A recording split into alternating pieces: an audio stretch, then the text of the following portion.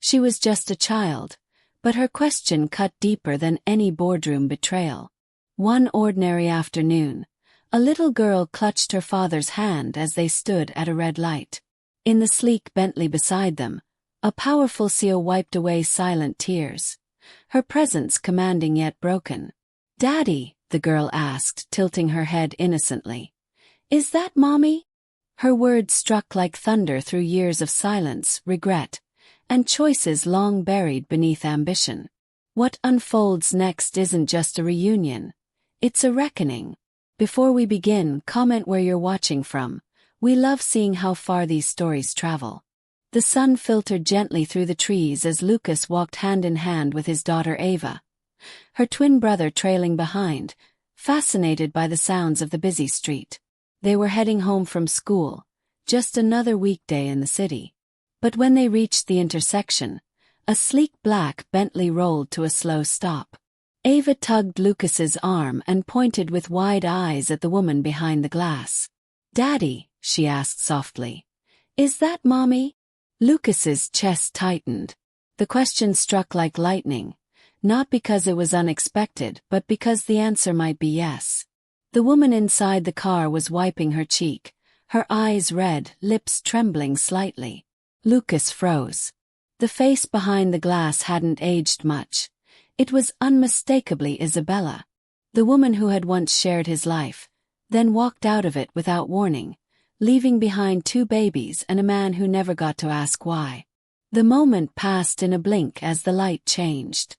The Bentley eased forward, swallowed by traffic, but Ava's question lingered, hanging in the air like a ghost neither of them could dismiss. Inside the Bentley, Isabella's hands trembled on the steering wheel. She had faced investors, rivals, and takeovers without blinking, but that one innocent question had undone her. The little girl's face was etched into her mind, a perfect blend of Lucas's steady gaze and her own delicate features. She hadn't expected this. She had only come downtown for a quiet meeting, but fate had placed her right in front of the life she had abandoned. And that little voice, calling her Mommy without accusation, only wonder, shattered every defense she had built. She had become one of the youngest CEOs in her industry, hailed as a visionary. Her schedule was airtight, her decisions ruthless, her name feared. But none of it had prepared her for seeing her daughter, not in pictures but breathing, living, curious.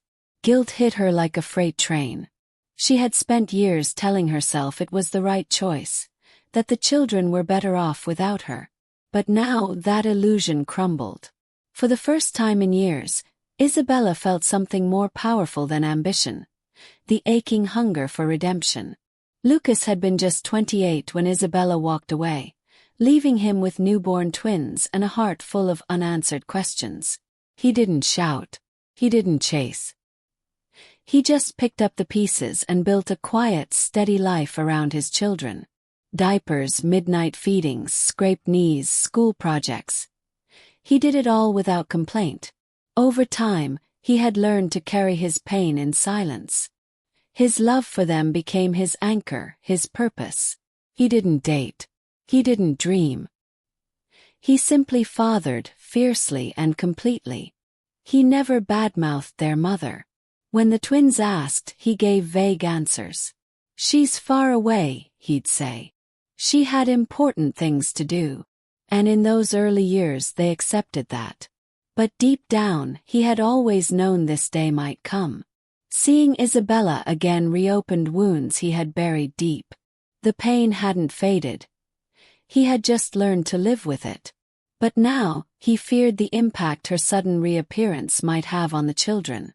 And worse, he feared the flicker of hope it had lit inside his own heart. Sleep refused to come that night. Isabella stared at the city skyline through floor-to-ceiling glass, her penthouse glittering with luxury that now felt painfully hollow. Her mind drifted backward, to the night she packed her bags, to the sound of her daughter crying in the other room while Lucas whispered lullabies. She had been offered a job overseas, a once-in-a-lifetime opportunity.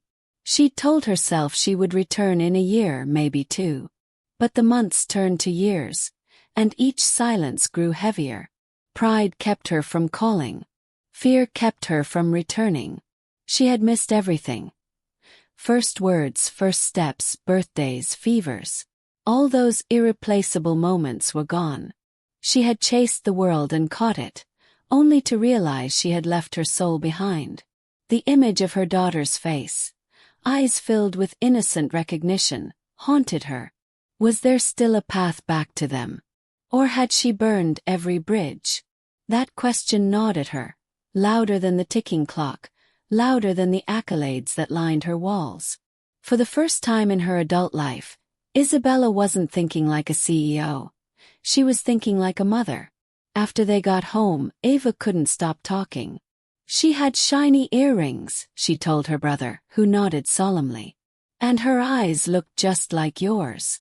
Lucas listened quietly, his heart pounding with every word.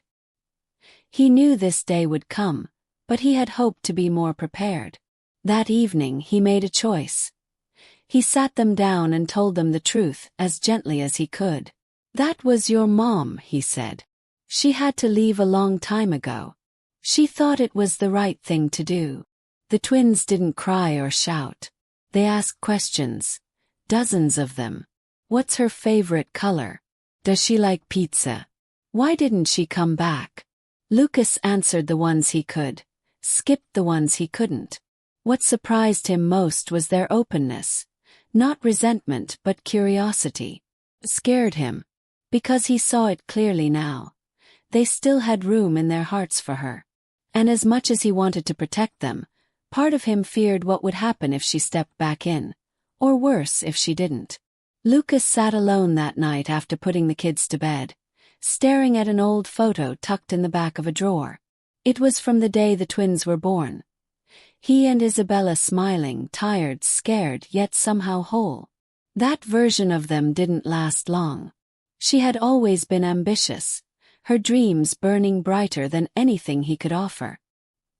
He had admired her drive once, but when it pulled her away from the family, he'd been forced to make peace with her absence. Still, a part of him had always wondered, why didn't she come back? Now, the memory of that photo felt like a cruel echo. Seeing her again reopened more than pain. It stirred buried questions. Had she ever missed them? Did she watch from afar? Did she love them at all? Lucas had worked hard to erase her from his expectations, but his heart still carried shadows. And now that she had appeared even briefly, he feared what it might awaken in him. He wasn't the same man she'd left. He was stronger, older, and perhaps colder too. But part of him still wanted answers. At her office the next day, Isabella stared blankly at the executive report on her desk. Numbers, trends, projections. None of it made sense. Her assistant knocked 3 times before she even realized she was being spoken to. She dismissed the team politely, claiming exhaustion. But the truth was, her mind was light years away. She kept replaying her daughter's face in her head, those eyes so curious and kind. It was unbearable. Her empire felt weightless now, stripped of meaning. She had won the world and lost what mattered most. 4 years, Isabella had controlled every variable in her life. No surprises, no distractions. But that illusion shattered in seconds. For the first time she felt powerless. A child's question had undone her carefully curated identity. She didn't know how to go back. Could she even be forgiven? She had traded lullabies for boardrooms, hugs for headlines. But none of her accomplishments could answer the ache inside her. And the more she tried to focus on her work, the more she realized. She no longer knew who she was without them. The next day, Lucas received an email. It came through a private address, formal and brief. Isabella was requesting to meet the twins, just once if he allowed it. He stared at the message, hands clenched. For a moment, he considered deleting it without replying. But something in her tone caught his attention. It wasn't cold or calculated. It was uncertain, even humble. She was asking, not demanding. That alone was unexpected. Still, he didn't reply right away. He had to think not just about himself but about what was best for the kids. That night, Lucas sat with the email open, rereading it. Should he protect them from disappointment, or allow a meeting that could heal old wounds? What if she walked away again? Could they handle that? Could he? But what if she was sincere? What if this was a turning point? Ava and her brother deserved the truth, but did they also deserve the chance to meet their mother? Lucas weighed it carefully, knowing there was no easy answer. Eventually he clicked reply, his heart heavy as he typed 3 words. Let's talk first. When Isabella walked into the small cafe near the river, she looked nothing like the powerful CEO the world saw. She wore no makeup, dressed simply, and carried no assistant or bodyguard. Lucas was already there, seated in the corner, arms folded. The tension between them was thick. She offered a soft hello, to which he nodded curtly. They exchanged pleasantries, then got straight to the point. She wanted to see the kids. Lucas listened carefully, arms still crossed, his expression unreadable. He laid out boundaries, clear, firm, unshakable.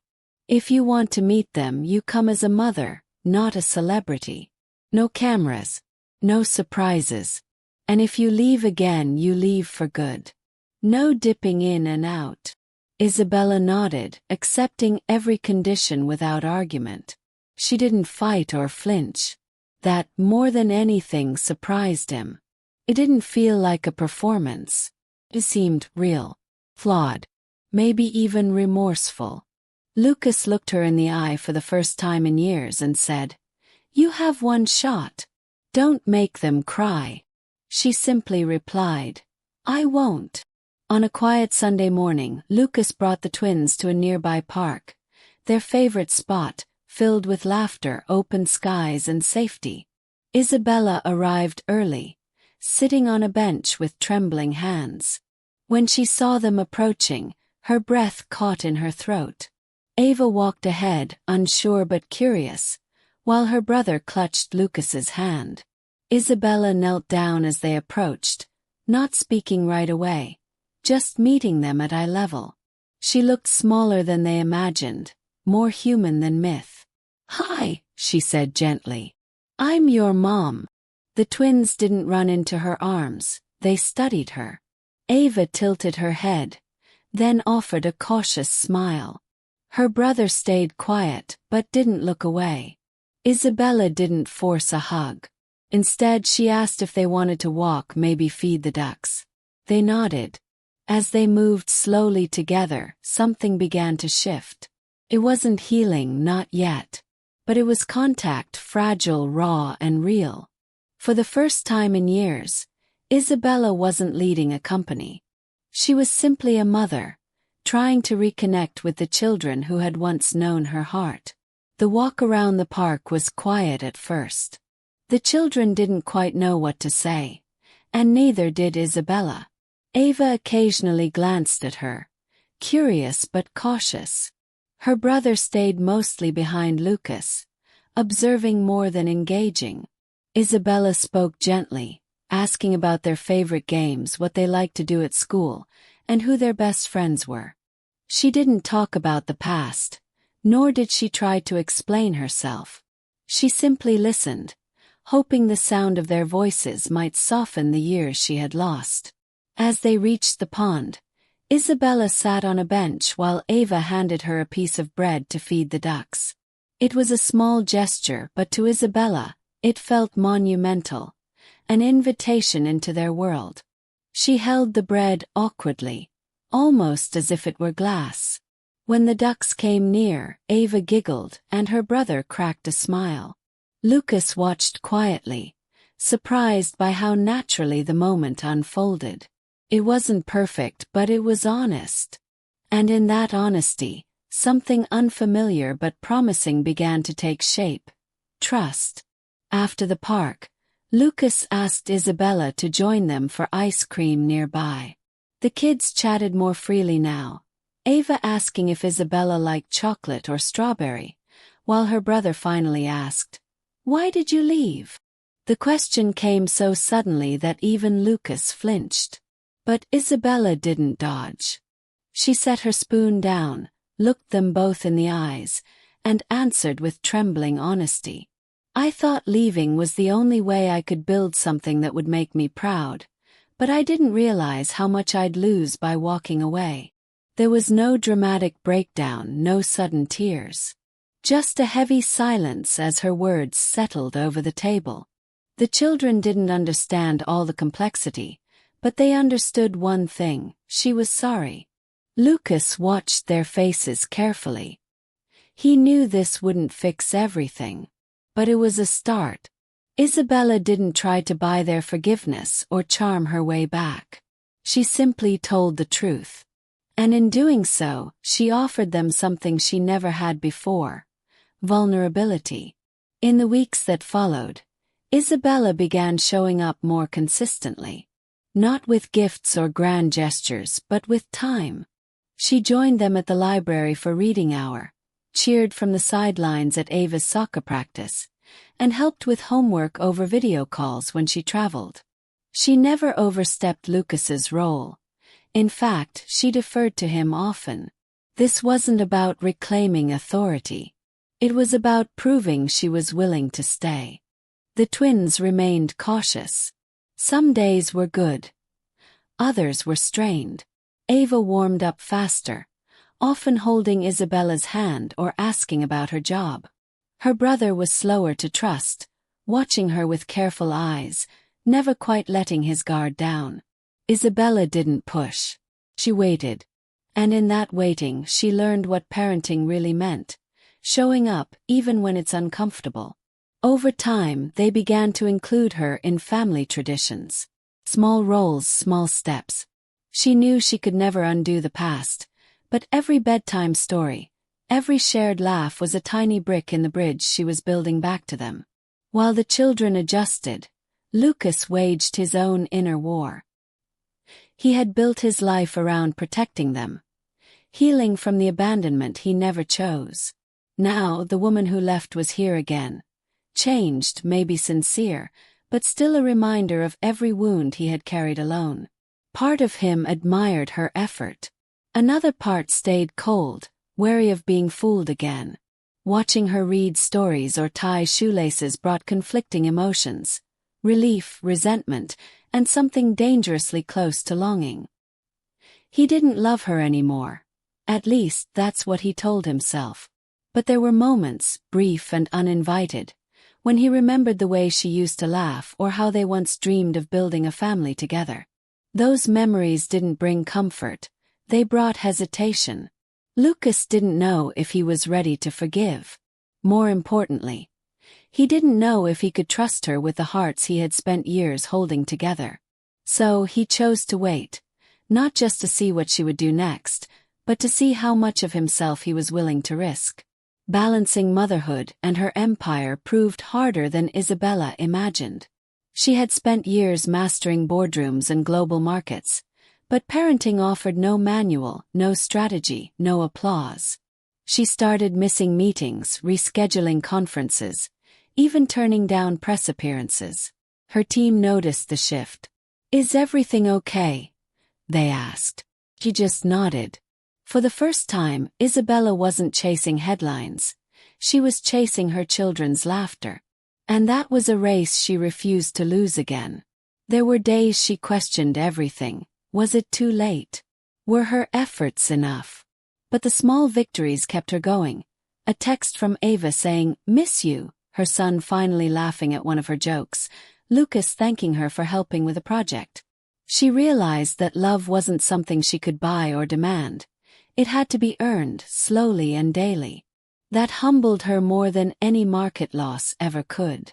And though the business world called her brilliant, she now understood that being a good parent would be her hardest and most important role yet. When the twins' 8th birthday approached, Isabella asked if she could help plan the party. Lucas hesitated, then agreed cautiously. He expected a lavish event with cameras and designer cakes. But Isabella surprised him. She suggested a backyard party with games, simple decorations, and homemade cupcakes. She arrived early, rolled up her sleeves, and worked alongside Lucas as if nothing had ever broken between them. The kids lit up seeing both parents laughing together, something they'd never known. Isabella didn't dominate the day, she blended in.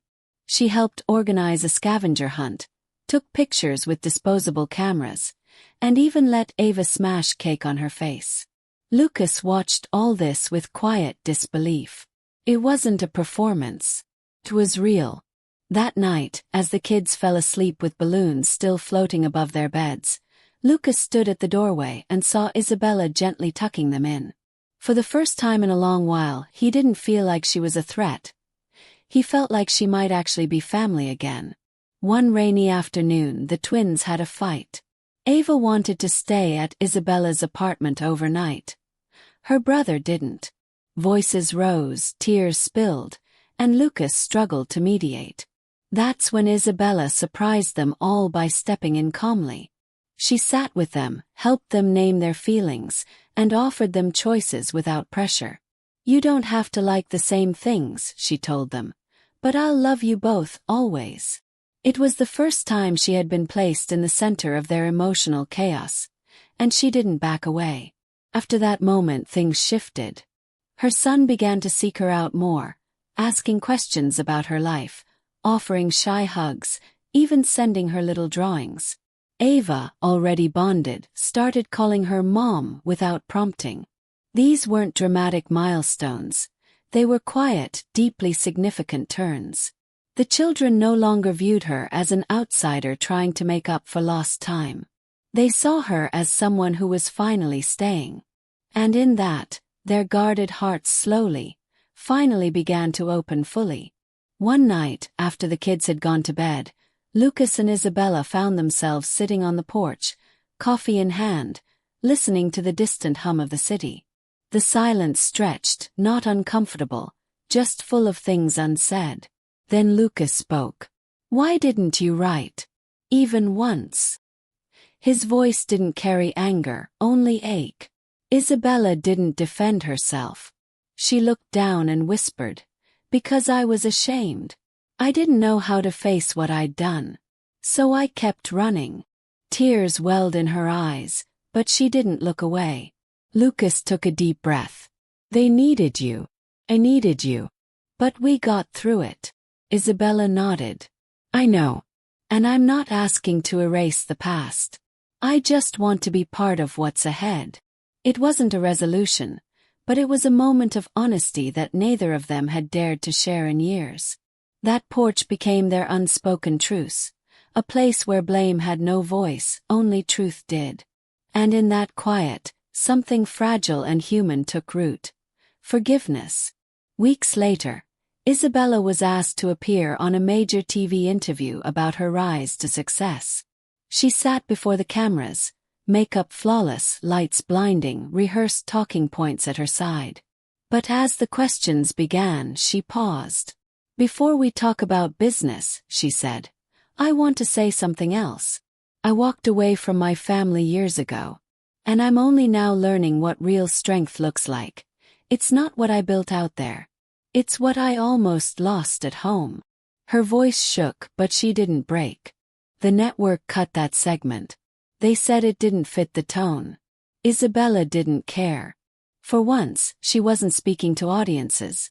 She was speaking to her children, to Lucas, and to the version of herself that once believed ambition had to mean sacrifice. When she returned home that night, her son ran to her and hugged her without hesitation. Ava grinned, proudly holding a drawing titled, "My Mom is Back." And that, Isabella realized, was the only headline that mattered. Time didn't erase the past, but it gave them something better. Perspective. The family they rebuilt wasn't traditional, nor was it perfect. But it was real. Weekends became filled with board games, cooking experiments, and movie nights. Sometimes Lucas joined. Sometimes he didn't. There was no pressure. They moved forward one day at a time, no longer strangers, but no longer chasing the fantasy of what could have been. They had what was, and that was enough. Lucas and Isabella never rekindled romance, but they did rebuild respect. Co-parenting became a rhythm, one founded on honesty, trust, and hard-won humility. The kids thrived not because life was smooth but because love finally was consistent. And though Isabella would always carry the weight of her choices, she no longer carried it alone. They were a family. Unexpected, imperfect, but fiercely committed. And sometimes when they crossed the same street from years ago, Ava would point to the passing cars and giggle, "Remember when I found Mommy in a Bentley?" And they'd all laugh together. Some stories don't end where we expect. They bend, break, and somehow still bloom. This wasn't a tale of a perfect reunion or clean redemption. It was about time lost, and the courage it takes to step back into the places you once abandoned. It was about a mother learning to show up without certainty, and a father learning to forgive without forgetting. It was about two children, resilient and open-hearted, showing the grown-ups how love survives absence. Not all wounds vanish, and not all regrets fade. But sometimes if we're brave enough to look each other in the eye, to speak, to listen, to stay, something extraordinary happens. Not a return to what was, but the start of something new. And in that quiet beginning, made not of promises but presence, a family was formed, not by blood alone, but by the choice to keep coming back. Again, and again, and again.